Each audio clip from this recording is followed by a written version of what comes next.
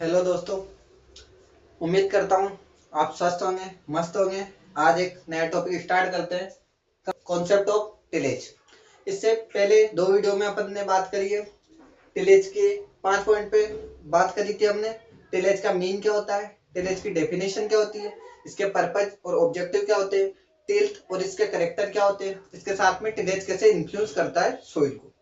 ठीक है। उसके बाद हमने बात करी उसके बाद दूसरे वीडियो में हमने बात करी थी टिलेज का क्लासिफिकेशन। आज के इस वीडियो में हम बात करने वाले हैं कॉन्सेप्ट ऑफ टिलेज। ठीक है। कॉन्सेप्ट ऑफ टिलेज, तो टिलेज के तीन कॉन्सेप्ट है मेनली। पहला है ट्रेडिशनल ट्रेडिशनल कॉन्सेप्ट, या इसे हम कन्वेंशनल कन्वेंशनल टिलेज भी कह सकते हैं। ठीक है।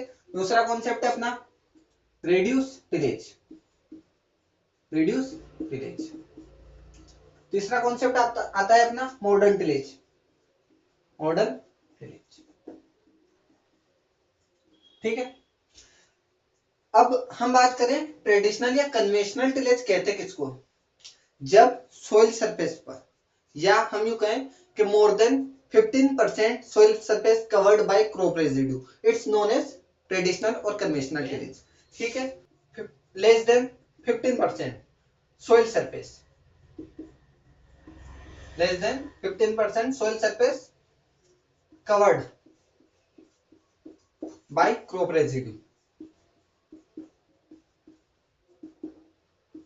इसे हम यूं समझे कि ट्रेडिशनल और कन्वेंशनल टिलेज में अगर सोइल सरफेस कितनी 15% से कम सोइल सरफेस कवर्ड है, किसके द्वारा, क्रॉप रेजिड्यू के द्वारा, तो उसको ट्रेडिशनल या कन्वेंशनल टिलेज कहते हैं। दूसरा है रिड्यूस टिलेज। इसमें क्या होगा, मोर देन 15 और less than 30% soil surface covered, किसके द्वारा, crop residue, soil surface covered bye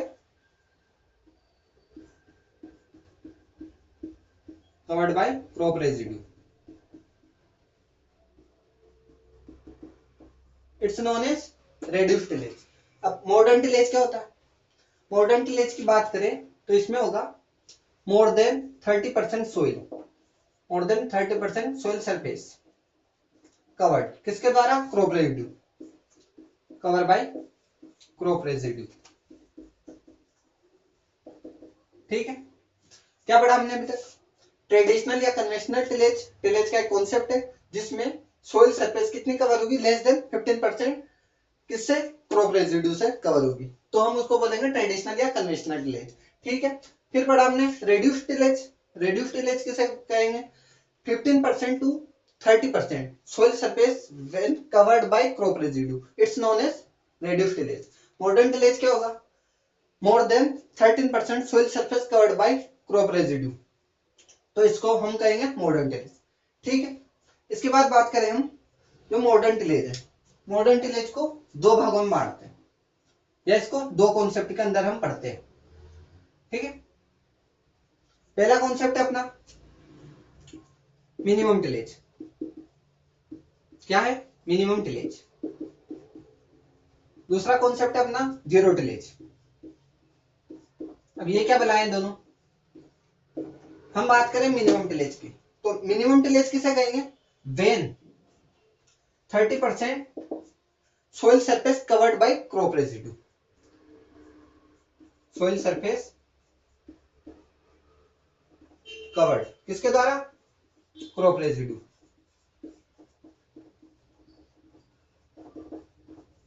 इसको किस रूप में जानेंगे हम, मिनिमम टिलेज। ठीक है।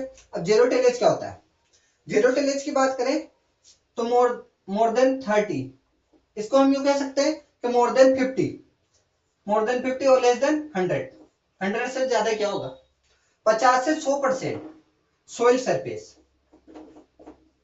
किसके द्वारा कवर्ड है, by crop residue, it's known as zero tillage. Zero tillage किसका प्रकार है, मॉडर्न टिलेज का। ठीक है। हमने आज बात करी कॉन्सेप्ट ऑफ टिलेज, जिसमें पहला कॉन्सेप्ट पढ़ा ट्रेडिशनल, इसी का एक और नाम है कन्वेंशनल टिलेज। इसमें देखा हमने कि less than 15% soil surface covered by crop residue, ठीक है, तो हमने इसको बोला ट्रेडिशनल या कन्वेंशनल टिलेज। फिर बात करिए हमने रेड्यूस टिलेज का होता है, तो 15 to 30% सोइल सरफेस कवर्ड है किसके द्वारा, क्रॉप रेजिड्यू, उसको बोला रेड्यूस टिलेज। मॉडर्न टिलेज जिसमें more than 30% soil surface covered है किसके द्वारा, क्रॉप रेजिड्यू, इसको बोला हमने मॉडर्न टिलेज। ठीक है, मॉडर्न टिलेज के हमने दो टाइप पढ़े। पहला है मिनिमम टिलेज। मिनिमम टिलेज किसको कहेंगे, जब more than 30% soil surface covered है किसके द्वारा, क्रॉप रेजिड्यू, इसको बोला हमने मिनिमम टिलेज। जीरो टिलेज में अगर 15 to 100% सोइल सरफेस कवर्ड है किसके द्वारा, क्रॉप रेजिड्यू के द्वारा, तो हम इसको बोलेंगे जीरो टिलेज। ठीक है, इसके बाद हम देखते हैं, आप इसका एक बार स्क्रीनशॉट ले सकते हो, उसके बाद हम मिनिमम टिलेज और जीरो टिलेज को थोड़ा डिटेल में पढ़ेंगे। ठीक है, इसको मिटाते हैं।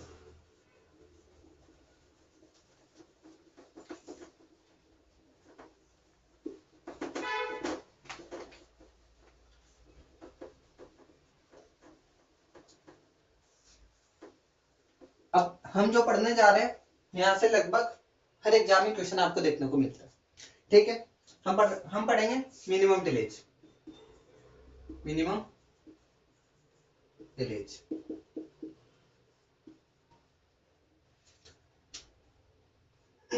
Minimum tillage. ठीक है, मिनिमम टिलेज जो है टर्म किसने दिया, सबसे पहले टर्म गिवन बाय गार्बर, कब दिया, 1975, 1975। ठीक है, इसके बाद बात करें हम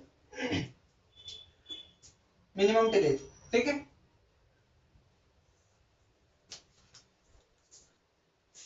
अब हम बात करेंगे, टर्म दिया गार्बर ने, इसके बाद में इसकी डेफिनेशन क्या थी, अभी डेफिनेशन देखी थी हमने, more than 30% soil surface, more than 30% soil surface covered किसके द्वारा, कवर्ड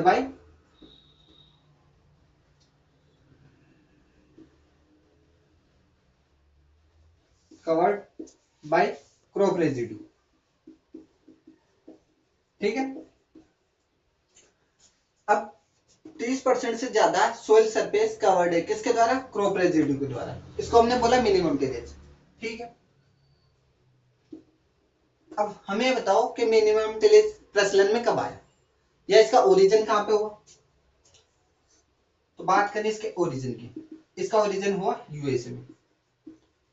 तो यूएसए में हुआ जब यूएसए में जो बाहरी देश होते हैं ना, वहां से इंपोर्ट होना बंद हो गया, किसका, ऑयल का, तो ऑयल की प्राइसेस इंक्रीज हो गई। अब ऑयल की प्राइसेस इंक्रीज हो जाती है, तो फिर उन्होंने वे टिलेज ऑपरेशन अपनाए जो उसमें बेनिफिट देते हैं, यानी कि जो ज्यादा बेनिफिटेड होते हैं उनको उन्होंने बंद कर दिया, जो ज्यादा इंपॉर्टेंट नहीं है अपने प्रोडक्शन के लिए। ठीक है, तो इसका क्या कारण रहा, ऑयल प्राइसेस इंक्रीज। ठीक है, ऑयल प्राइसेस क्या हो गई, इंक्रीज हो गई यूएसए में, जिसके कारण ये ओरिजिन में आता है। ठीक है, अब ऑयल प्राइसेस इंक्रीज होने के कारण वहां के लोगों ने क्या किया, एवॉइड किया, किनको, एवॉइड करना चालू किया, एवॉइड यानी कि वो टिलेज ऑपरेशन, सच टिलेज ऑपरेशन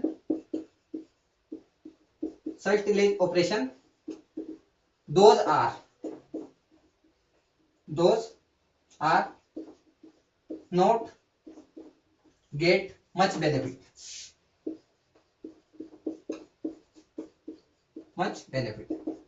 उन टिलेज ऑपरेशनों को अपनाना बंद किया जो ज्यादा बेनिफिटेड नहीं होते। ठीक है, और क्या किया इन्होंने,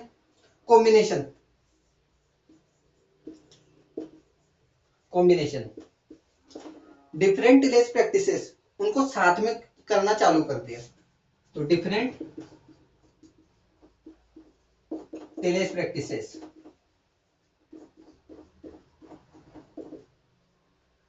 किसका कॉम्बिनेशन क्या, डिफरेंट टिलेज प्रैक्टिसेस, या जो डिफरेंट टिलेज ऑपरेशन किए जाते हैं वो एक साथ किए जाए। इसका एक एग्जांपल देखते हैं, सीड कम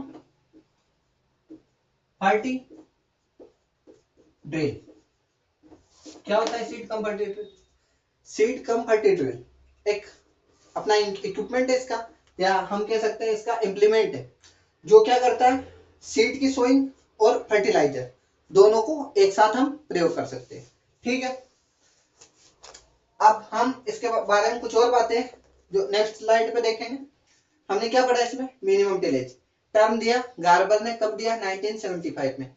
इसकी डेफिनेशन थी more than 30% soil surface covered, किसके द्वारा, क्रॉप रेजिड्यू के द्वारा।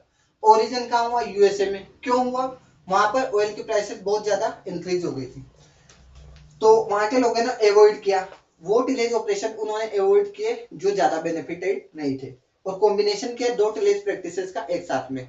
ठीक है, दो टिलेज प्रैक्टिसेस को एक साथ इन्होंने अपनाना चालू कर दिया। अब हम इसके बाद देखते हैं,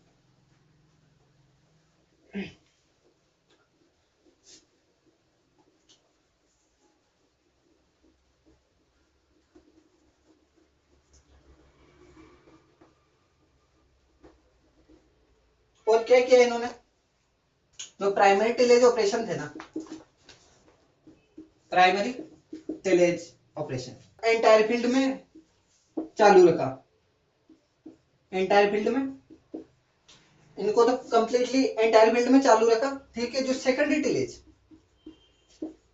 सेकेंडरी टिलेज, इसमें क्या किया इन्होंने, ये ओनली क्रॉप रूट जोन में किया। ठीक है, कहां पर, ओनली क्रॉप रूट जोन।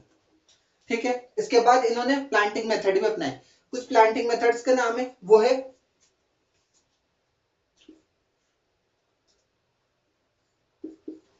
कौन सी प्लांटिंग मेथड अपनाई इन्होंने,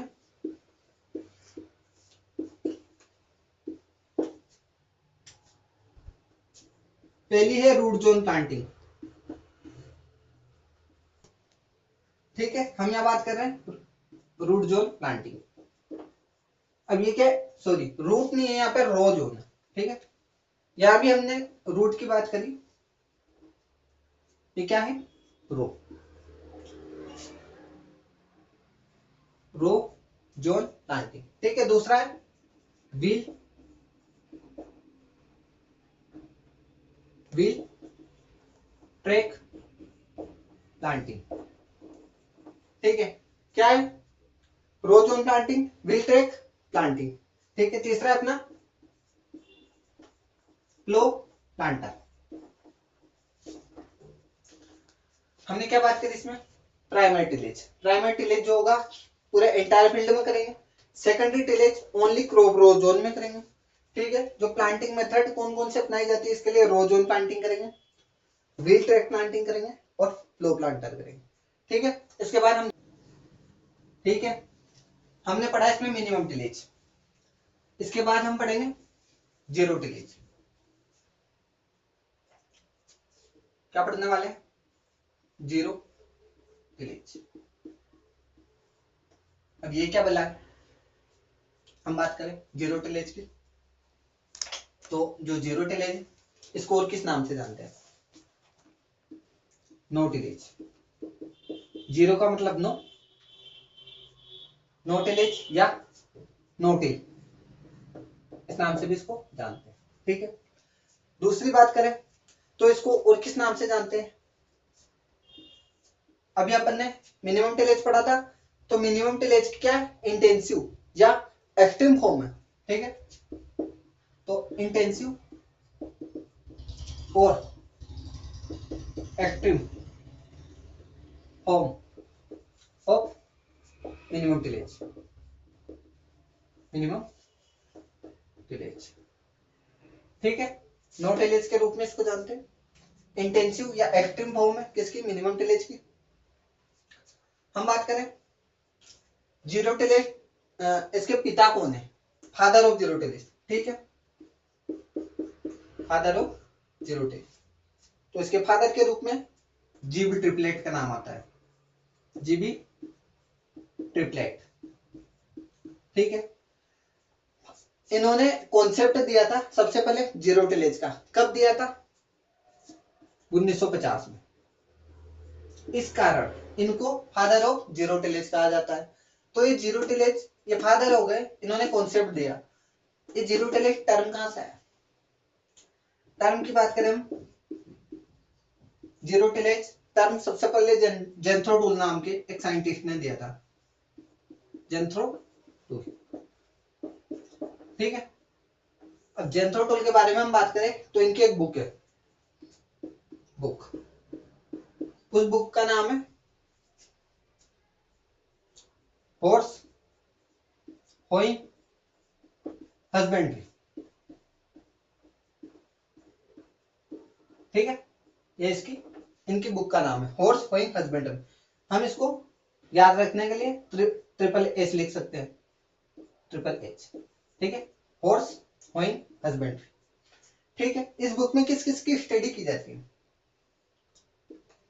या इस बुक में किस किस का वर्णन मिलता है अपने को, वीड का मिलता है। हम इसमें वीड का अध्ययन करते हैं, और किसका करते हैं, सीड ड्रिल का, सीड ड्रिल। ठीक है, और किसका करते हैं, हॉर्स ड्रान कल्टीवेटर। इन चीजों का हम इसमें अध्ययन करते हैं। ठीक, अब बात करें हॉर्स होइंग हस्बेंड्री बुक में हम वीड का अध्ययन करते हैं, तो जेंथ्रो टूल को क्या कहेंगे, father of weed science.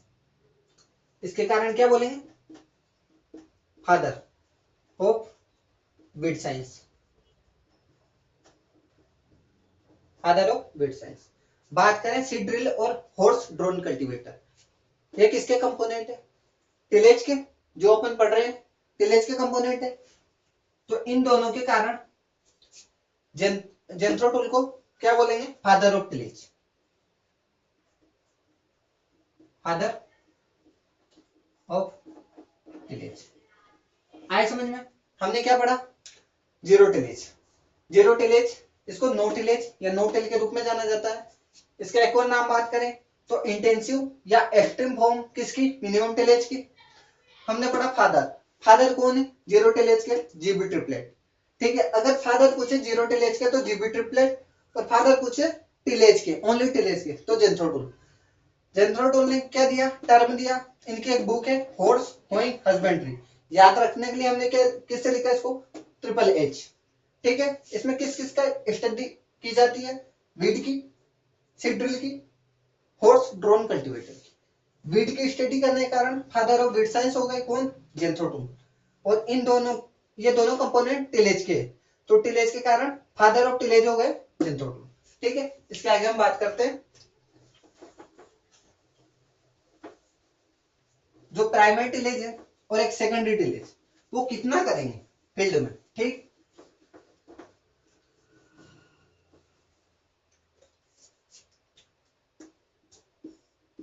Primary tillage कितना करेंगे, और एक कौन है, secondary tillage,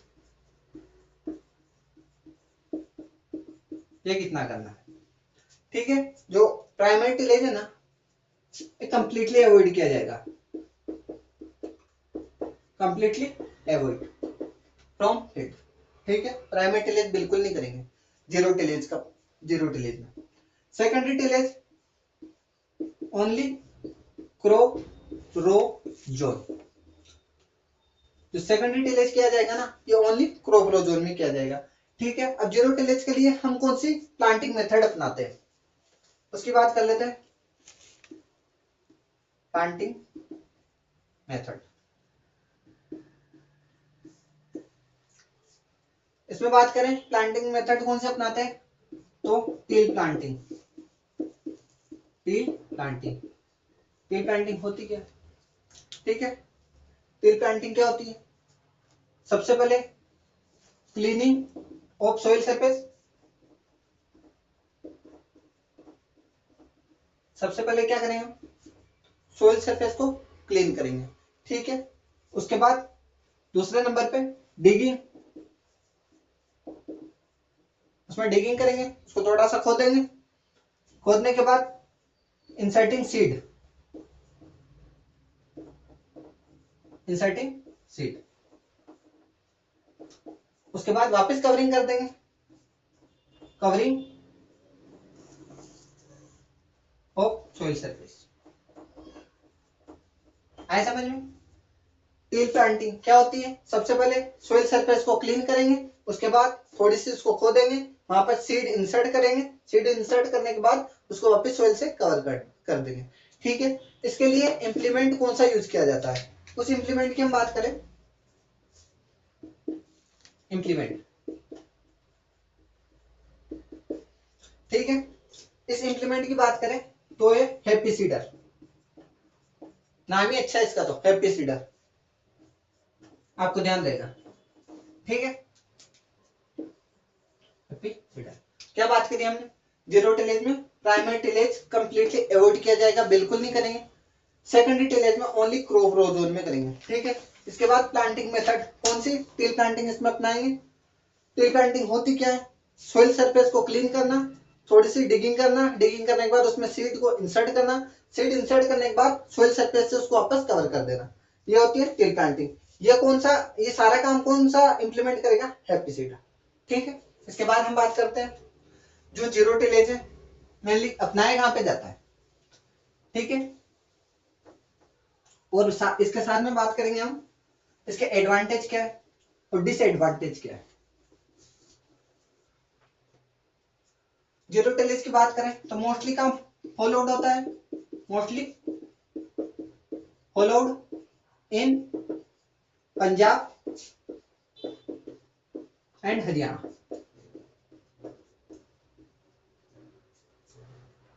mostly followed in Punjab and Haryana. ठीक है, अब बात करें हम एडवांटेज, एडवांटेज, ठीक है, तो कौन सी क्रॉप के लिए ज्यादा सुटेबल होता है? सबसे पहले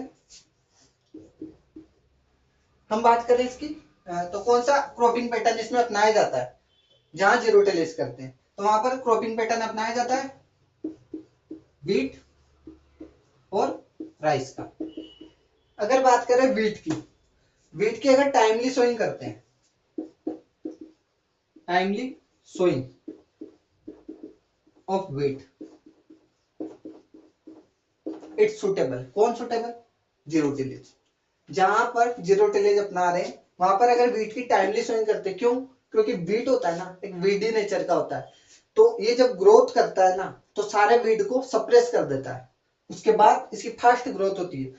कब होती है? जब हम इसकी टाइमली सोइंग करेंगे। ठीक है, इसकी टाइमली सोइंग करने के बाद हम बात करते हैं इसके डिसएडवांटेज की, और इसके क्या डिसएडवांटेज हो सकते हैं। ठीक है,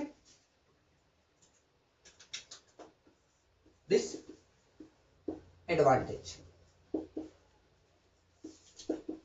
अब हम जीरो टिलेज अपना रहे हैं तो इसके क्या डिसएडवांटेज हो सकते हैं। जीरो टिलेज के साथ में हम देखें इसके डिसएडवांटेज की बात करें तो जो एनुअल व्हीट, अपनी व्हीट हो गई या राइस हो गई, या कौन सी क्रॉप है? Annual crop. अब एनुअल क्रॉप के साथ में अगर एनुअल वीड उगता है, ठीक है, तो वो इसी के साथ में नष्ट डिस्ट्रॉय हो जाता है। लेकिन कुछ वीड ऐसे होते हैं जो पेरेनियल नेचर के होते हैं। अब पेरेनियल नेचर के वीड अगर उगते हैं तो उनका जो इन्फेस्टेशन होता है वो ज्यादा होगा। ठीक है, तो ये अपना डिसएडवांटेज हो गया। किसका इन्फेस्टेशन बढ़ जाएगा? Infestation of perennial weed. क्यों? या यूं कह सकते हैं पेरेनियल वीड या बाइनियल वीड, जो मोस्टली देखा जाता है पेरेनियल वीड, क्योंकि ये खत्म नहीं होते। अब खत्म होंगे अगर जीरो टिलेज नहीं करते तो खत्म हो जाते हैं जीरो टिलेज के कारण। बात कर रहे हैं तो इन्फेस्टेशन और पेरेनियल वीड का क्या होगा? ज्यादा हो जाएगा। और क्या होगा? इसमें जर्मिनेशन कम हो जाएगा कंपैरेटिव अदर टिलेज ऑपरेशन। ठीक है, अगर जीरो टिलेज हम करते हैं तो 20% less germination, 20% less germination compare to other tillage operation. ठीक है, इसके लिए हम क्या करेंगे? ज्यादा सीड रेट हमको यूज करनी पड़ेगी। तो कितनी सीड रेट हम यूज करते हैं? तो 25% मोर सीड रेट रिक्वायर्ड। किसके लिए? For zero tillage.